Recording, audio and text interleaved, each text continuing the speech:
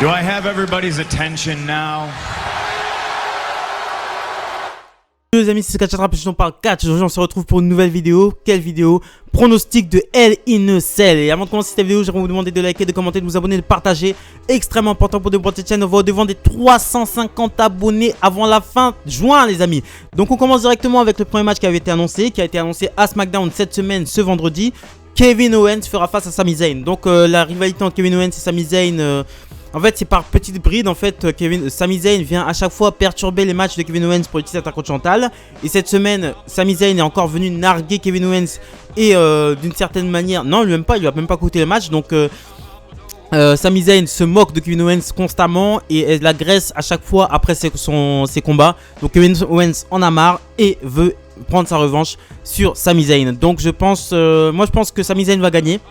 Je pense que Sami Zayn va gagner. Sami Zayn, il a besoin d'un peu. Il a la gimmick. Il a vraiment le caractère. J'adore Sami Zayn. Mais là, en ce moment, il est en perte de vitesse. Donc, ce qu'il faudrait faire, c'est faire gagner Sami Zayn là pour qu'il prenne du momentum. Et je veux, parce que le prochain show, c'est Money in the Bank. Je serai très attentif au Money in the Bank. Il faut absolument que Sami Zayn gagne le Money in the Bank. Ce serait la logique des choses. Vous imaginez Sami Zayn avec le Money in the Bank, les promos qu'il nous ferait. Comment il irait casser les couilles aux gens et la possibilité qu'il devienne champion universel après. Franchement, et que ce soit lui qui prenne le titre à Roman Reigns. Franchement, ce serait beau. Je kifferais que Sami Zayn gagne le match contre Kevin Owens. Et ce serait... Kevin Owens, il peut s'en remettre. Une victoire, une défaite, il s'en fout. En ce moment, il est un petit peu dans la mid-card. Il est autour du titre intercontinental Apollo Crews. Et il pourrait très bien s'en remettre. Donc pour moi... victoire de Sami Zayn qui ensuite irait chercher le Money in the Bank dans mon idéal. On enchaîne avec le second match de la soirée qui a été annoncé aussi cette semaine. Alexa Bliss fera face à Shayna Baszler. Donc Alexa Bliss s'amusait avec... en fait tout est parti du fait que Shayna Baszler et Nia Jax ont eu un match pour les titres par équipe contre Natalya et Nia Jax. Et Natalya et Tamina. Match qu'elles ont perdu deux fois une fois elles ont perdu les titres et une fois elles ont essayé de les récupérer, mais elles ont perdu aussi à cause de Reginald qui faisait un peu le cirque autour du ring. Et ensuite il y a eu les pyros à chaque fois qui s'allumaient, etc. Donc ça a distrait pendant ce match. Shayna Baszler est partie demander des explications à Alexa Bliss, mais Alexa Bliss lui a fait faire le tour, lui a fait faire une grosse frayeur du côté de Monday Night Raw. Donc c'est une rivalité bien pourrie. Et surtout avec le segment là où elle va dans les vestiaires, elle fait genre d'avoir peur, tac, elle regarde dans le miroir, elle voit qu'il y a Lily derrière, elle se retourne, Lily n'est pas derrière, ensuite elle casse le miroir, ensuite la lumière elle s'éteint, elle ouais. Non, c'est vraiment pas possible, franchement c'est vraiment pas possible. Alexa Bliss a battu Nia Jax cette semaine par disqualification parce que Reginald est venu interférer pendant le match. Je pense que Reginald aura une place prépondérante dans ce match. Voilà, je pense que Reginald va encore tourner en faveur d'Alexa Bliss. Je pense que Reginald va devenir le nouveau compagnon d'Alexa Bliss. C'est ce que je pense. Mais en tout cas, Alexa Bliss, maintenant, on s'est confirmé, elle est solo. Il n'y a pas de Harley Quinn ou je sais pas quoi, de Joker, Harley Quinn, le film de je sais pas quoi. Alexa Bliss, elle reste solo maintenant. Voilà, le film l'a transformée et maintenant elle fait son chemin seule avec sa petite poupée. Et je pense qu'elle va être rejointe par Reginald. Victoire d'Alexa Bliss, hein, naturellement, à cause d'une intervention de Reginald. Voilà, victoire d'Alexa Bliss pour ce combat-là. On enchaîne ensuite avec le troisième combat de la soirée qui a été annoncé, celui aussi cette semaine. Seth Rollins contre Cesaro. Seth Rollins contre Cesaro, c'est une rivalité qui dure depuis au moins avant WrestleMania, donc ça fait très longtemps. Mais c'est par bride. En fait, Seth Rollins vient toujours agresser Cesaro. On dirait qu'il a une certaine jalousie, une certaine rancœur envers Cesaro. Il a même essayé de faire rentrer Cesaro dans son rang. Il a voulu...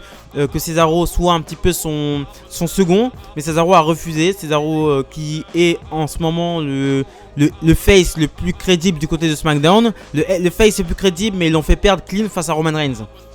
Je ne comprends pas pourquoi ils ont fait perdre Cesaro. Roman Reigns l'a battu Rey Mysterio cette semaine sans tricher, mais d'habitude il gagne toujours avec triche. Donc là pourquoi le catcheur le plus fort de SmackDown, le face le plus fort et le plus hot de SmackDown, vous le faites perdre clean face à Roman Reigns? Ça n'a absolument aucun sens. Ça n'a aucun sens. Il aurait fallu qu'il y ait une triche dans la meilleure des choses. Seth Rollins, bon, il vient à chaque fois provoquer Cesaro, il l'agresse par ici, par là, à chaque fois, bon voilà. Ils vont nous offrir un très bon match, ça va être sans doute le show stealer de la soirée, tout simplement parce que Seth Rollins et Cesaro sont des amis. C'est des meilleurs amis et quand deux catcheurs sont amis, ils y vont vraiment gaiement. Voilà, ils n'ont pas peur de se mettre des coups. Donc ils se connaissent très bien et je pense que ça va nous donner le meilleur match de la soirée. Seth Rollins, j'aimerais en dire deux mots aussi. Je pense qu'en ce moment il est en perte de vitesse. Voilà, il a eu 4 gimmicks dans l'année, c'est vraiment, je pense qu'il est vraiment en perte de vitesse là, j'ai vraiment, les Seth Rollins de 2014 me manquent énormément, me manquent cruellement, et j'espère vraiment qu'après ça, après cette rivalité contre Cesaro, je veux qu'ils se détachent les deux, ils sont trop ensemble, je veux qu'ils se détachent, avec Seth Rollins il avait feudé ailleurs, peut-être avec, je sais pas, qui est pas Biggie ou un truc comme ça, Biggie et Seth Rollins en plus ils ont des comptes à régler, parce que Biggie a, quand Seth Rollins c'est Biggie qui a pris le titre NXT à Seth Rollins il y a quelques années, donc ils ont une histoire en commun, donc pourquoi pas faire une rivalité entre les deux. Donc voilà, donc je pense pour une victoire de Cesaro. Voilà, Cesaro on a grande... Seth Rollins il peut perdre, il s'en bat les reins, tu vois, sa carrière, voilà, tu vois ce que je veux dire, il peut perdre. Mais Cesaro il a tout approuvé, ça fait 10 ans, maintenant c'est son moment, maintenant il a la place qu'il mérite en tant que main eventer, pré-main eventer de SmackDown, il a la porte du main event de SmackDown. Et il faudrait qu'il gagne contre Seth Rollins pour peut-être aller re-challenger Roman Reigns. On enchaîne ensuite avec le 4e match de la soirée, Hell in a Cell match cette fois-ci, Bianca Belair contre Bayley pour le titre féminin de Raw, de SmackDown, excusez-moi. Bon, rivalité basée sur des rires. Voilà, Bayley est jalouse du succès de Bianca Belair. Et en fait, elle dit que bon, la promo de Bianca Belair s'est terminée sur c'est moi qui aurai le dernier rire. Quelle crédibilité tu peux avoir dans une rivalité qui est basée sur un rire? Mais faut arrêter, j'ai même pas envie de commenter ça. Franchement, non, j'ai même pas envie de commenter cette merde. Bianca Belair, elle est parfaite. Physiquement, magnifique, je la trouve magnifique de ouf. Elle est athlétique, elle a un corps de malade mental. À chaque fois que je la vois, ça me donne des idées noires dans la tête. Mais il manque en promo, c'est horrible, elle n'y arrive pas. Il faut vraiment qu'elle prenne, il faut lui parler, il faut lui apprendre à faire des bonnes promos. Et Bayley ne l'aide pas. Bayley, elle est complètement... Bayley m'a jamais intéressé, elle m'intéressera jamais. Elle m'intéressera pas. Le match sera vraiment... Je sais pas si le match sera bon ou pas. Et ça se trouve, elles vont nous prendre un bon truc. Je vais pas faire le mec à cracher sur un match qui n'a pas encore eu lieu.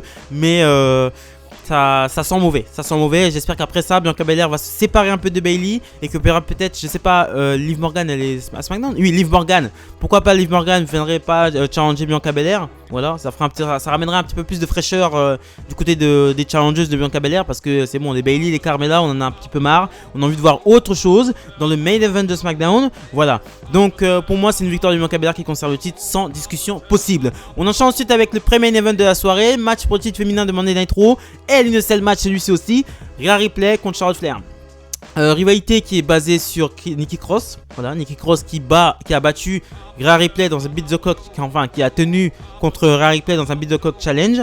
Charlotte Flair a dit qu'elle pouvait la battre. Donc elle s'est fait avoir aussi. Charlotte Flair s'est fait battre, n'a pas réussi à battre excusez-moi, Nikki Cross dans le temps imparti dans le Beat the Clock challenge.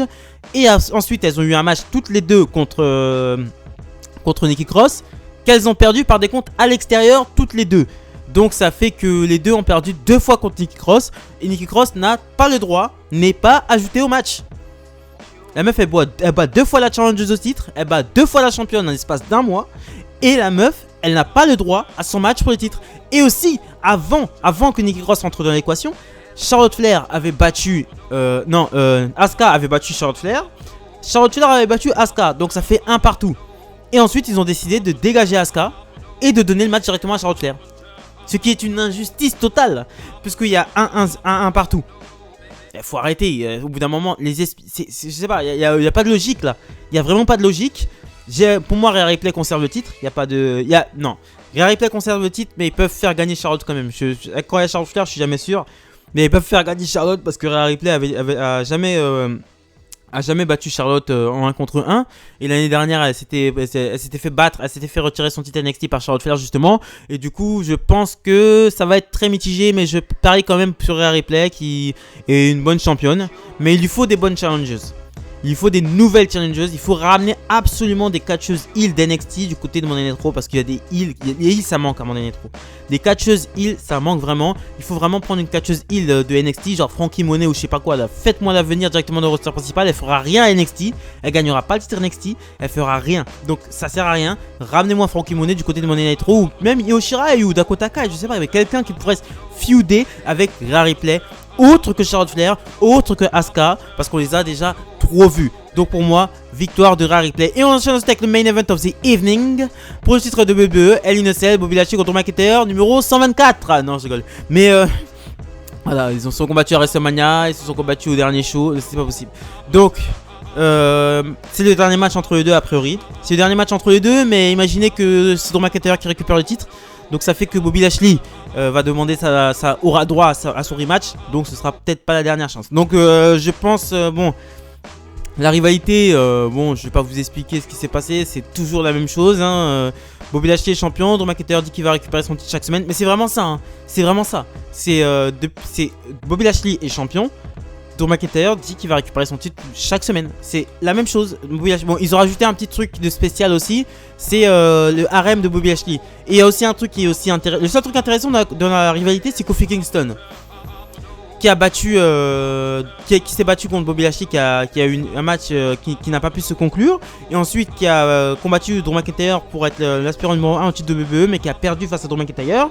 Et voilà. Et Bobby Lashley et MVP qui va souvent voir Kofi Kingston en backstage pour lui dire que la Kofi Mania c'était bien, mais que maintenant il est devenu une sous-merde, que à cause de Apollo, comment il s'appelle, à cause de son partenaire Xavier Woods, il est au fond du trou, qui ferait peut-être de mieux de se libérer de Xavier Woods. Et à chaque fois il essaye de piquer un petit peu Kofi Kingston au vif. Donc je pense que Bobby Lashley va gagner pour aller affronter Kofi Kingston, et ça rapportera un petit peu de fraîcheur du côté de Money Nitro, et ça serait vraiment bien. Donc Bobby Lashley gagne le match justement pour que qu'il puisse aller affronter Kofi Kingston à Money the Bank. Et Drew McIntyre, je pense qu'il va falloir l'essayer de...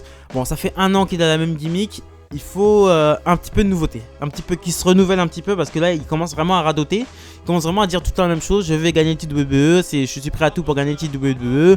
Voilà, il commence vraiment à radoter, donc il faut faire quelque chose vraiment de nouveau, parce qu'il commence vraiment à être périmé. Et voilà, donc voilà, c'est ce que je pensais. C'était ma petite review, mes pronostics de Hell in a Cell. Je vous vois là, ceux qui vous abonnez pas, abonnez-vous, likez, commentez, partagez. On va vers les 350 abonnés avant la fin juin les amis. Merci les amis.